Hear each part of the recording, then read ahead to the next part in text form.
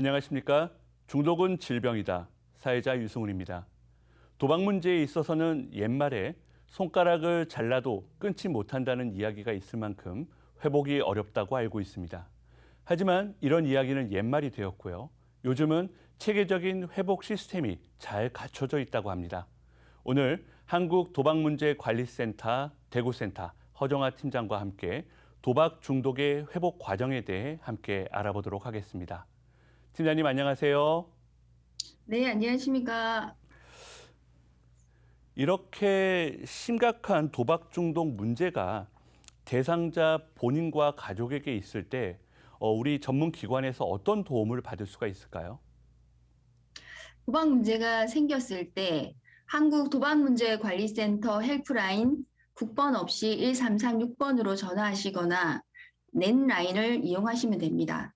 24시간 운영되고 무료입니다. 신청하시면 본인이 살고 계시는 가장 가까운 지역센터로 사례가 배송되고 지역센터에서 신청자에게 연락을 하여 개인 상담 일정을 예약하게 됩니다. 개인 상담은 대상자 12회기, 가족 4회기 진행하면서 대상자 및 가족 기초 교육, 재정 법률 교육, 대상자 및 가족 심화 집단 상담, 1박 2일 클로버 캠프, 클로버데이 송년회, 자조 모임 등 프로그램에 참여할 수 있습니다. 그리고 개인 상담 종결 후 다양한 대안 활동인 등산, 낚시, 탁구, 영화 보기 등에 참여할 수 있는 회복자 및 가족 성장 프로그램과 단도박 유지를 위한 단도박 자조 모임인 GA에 지속적으로 참여하면서 관리를 해 나가시면 됩니다. 또한 필요시 대구 시내 6개 병원과 협약이 되어 있어 병원 진료비 지원과 약물 치료도 가능하니 활용하시면 되겠습니다. 네, 정말 좋은 프로그램들이 많이 준비되어 있는 것 같은데 우리 대상자분이나 가족분들이 회복을 할 수 있도록 조금 더 상세한 설명 부탁드리겠습니다. 네, 도박 중독자 자신은 도박을 했던 이유와 도박이 내 인생에 미친 영향 등을 살펴볼 수 있도록 센터에서는 돕고 있습니다. 도박 중독이 일어났을 때 도박 충동을 조절하고 대안 활동을 탐색하거나 발생한 재정 문제를 해결해 나가는 것을 함께 해나가고 있습니다. 도박 중독은 재발이 잘 되는 병으로 얼마간 하지 않았다고 해도 완치되었다고 보기 어렵습니다. 그래서 회복이라는 용어를 사용합니다. 도박에서 벗어나기 위해 쓰시는 분들은 스스로를 회복자라고 부릅니다. 회복은 단순히 도박을 안 하는 것이 아니라 삶의 균형감을 찾으며 개인의 성장을 이끄는 것을 궁극적인 목적으로 하고 있습니다. 네, 도박 중독 문제를 경험하고 있는 당사자뿐만 아니고 그 가족들도 상당히 고통이 심할 것 같은데요. 우리 가족들은 어떻게 대처를 해야 할까요? 네, 도박 중독자 가족들이 도박하는 가족을 걱정하고 도박을 멈추게 하려고 애쓰다 보니 불안, 우울과 같은 정서적 어려움을 가지고요. 경제적인 어려움, 가정폭력, 관계 갈등 등 많은 어려움을 겪습니다. 본인도 힘들고 도박 중독자에게도 도움이 되지 않는 일들이 많습니다. 먼저 도박 중독에 대한 이해를 높여 도박을 왜 하는지, 재발이 무엇인지를 알고 시작해야 합니다. 그리고 자신의 정서적 고통을 치유하는 방법부터 재정 보호하는 방법까지 도박으로 인한 어려움을 극복하는 방법을 알아야 합니다. 또한 도박 문제 해결에 도움이 되지 않는 대처 방법도 멈추어야 합니다.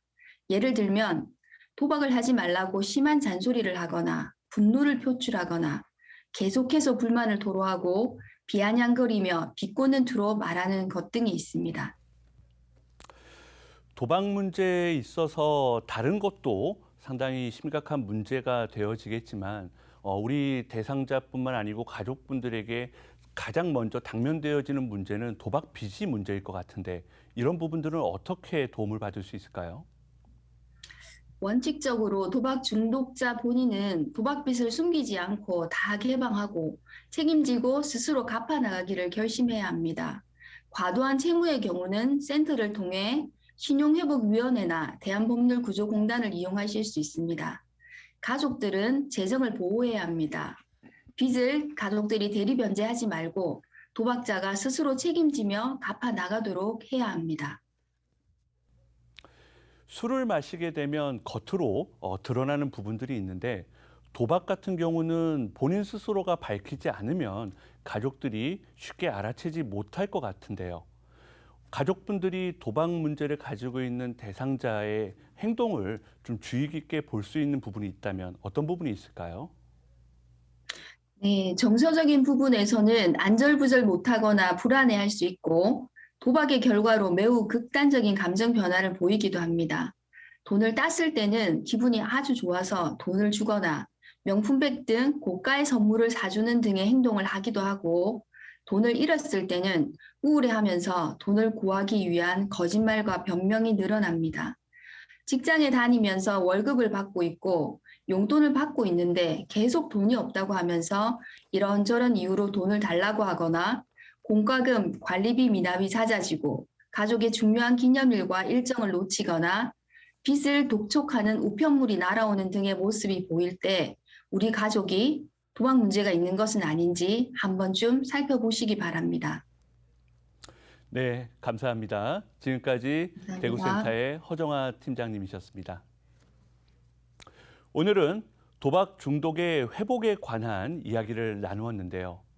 아무리 심각한 도박 문제를 가지고 있더라도 회복할 수 있다는 희망을 가질 수 있는 시간이었던 것 같습니다. 도박 문제로 어려움을 경험하시고 있는 분들은 주저 말고 1336번을 잊지 마시고 지금 연락 주시면 좋을 것 같습니다. 다음 시간 더 유익한 내용으로 찾아뵙도록 하겠습니다. 감사합니다.